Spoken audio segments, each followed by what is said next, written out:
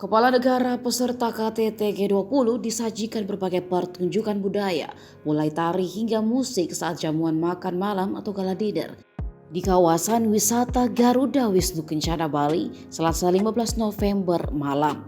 Para pemimpin negara peserta G20 terpukau dengan tarian dan musik yang disajikan.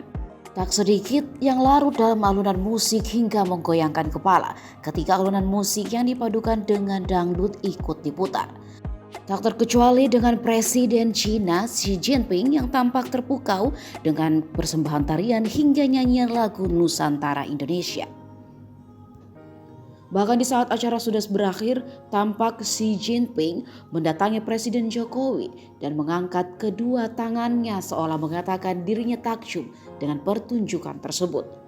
Presiden Jokowi pun juga mengucapkan terima kasih seraya sedikit membungkuk atas rasa kekaguman kepala negara sahabat itu.